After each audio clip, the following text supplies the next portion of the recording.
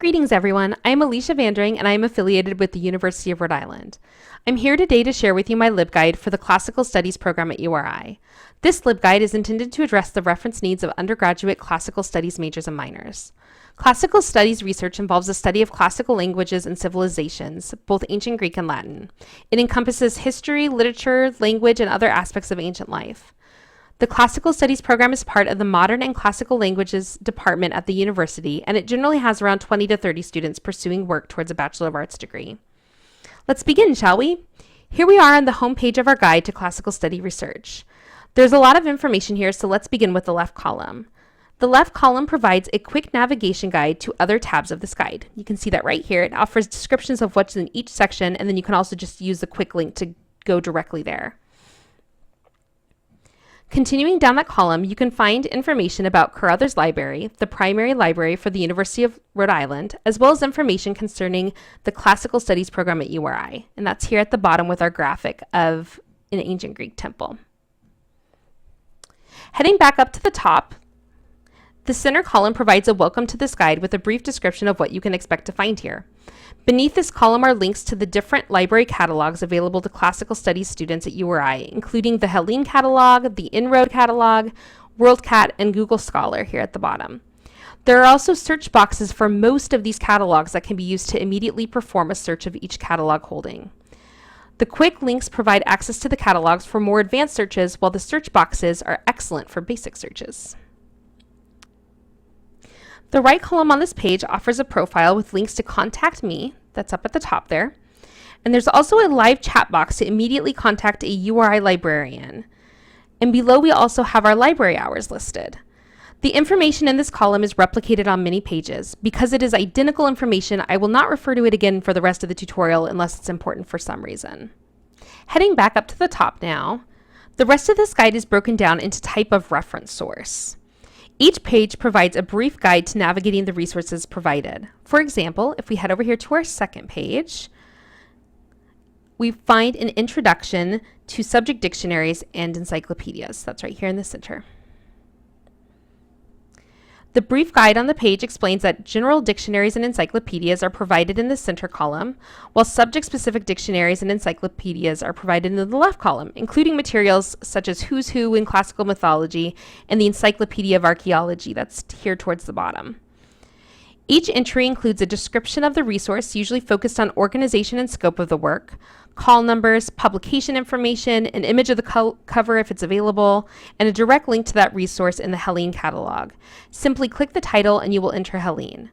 The center column, if we go back up to the top here, also provides a search box for Oxford Reference Online for quick and easy searches for particular classical studies terms.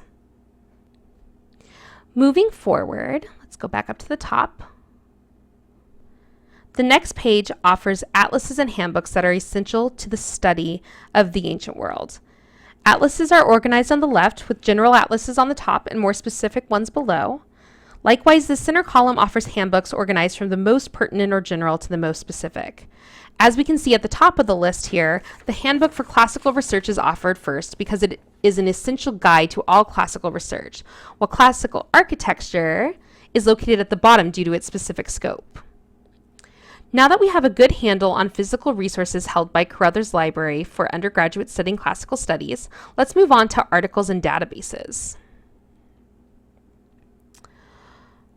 The center column provides a list of databases that are popular and useful starting points for classical research. I've included EBSCOhost Academic Search Complete, JSTOR, Project Muse, and the Web of Science. Each database offers a hyperlink that will guide you to the URI proxy server login in order to access that database. Additionally, if we continue down the page, search boxes are provided for direct searches of each database.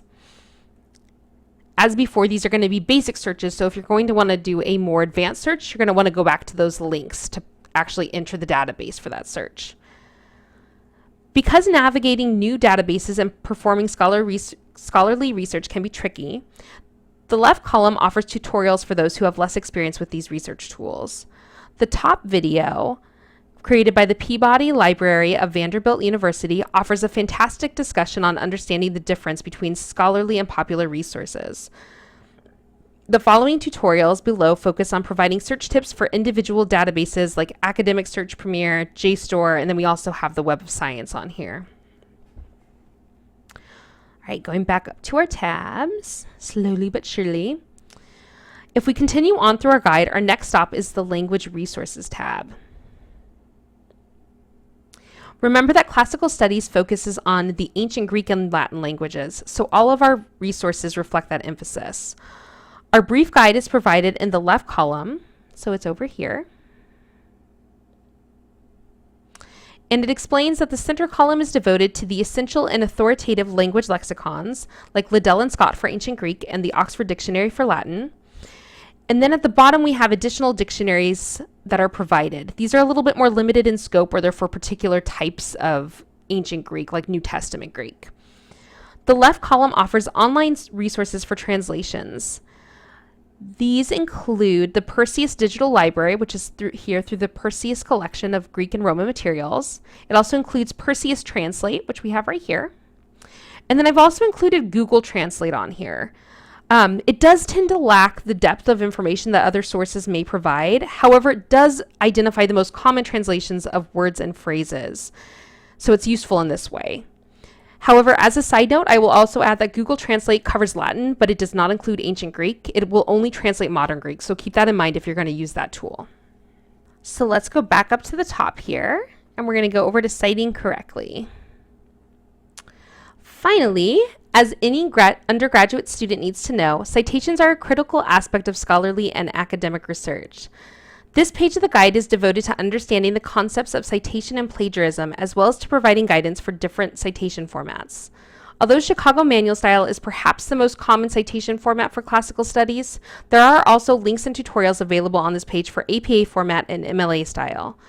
The left column provides links to the physical formatting and citation guides, while the center column offers tutorials on each format. As you can see, we have APA here, and then we have Chicago and MLA down at the bottom. If we go back up to the top on the right column, because it's finally changing for us, we can see that there are links to different citation tools like EasyBib, RefWorks, and Zotero. Beneath these citation tools are links to additional online guides like Purdue OWL as well.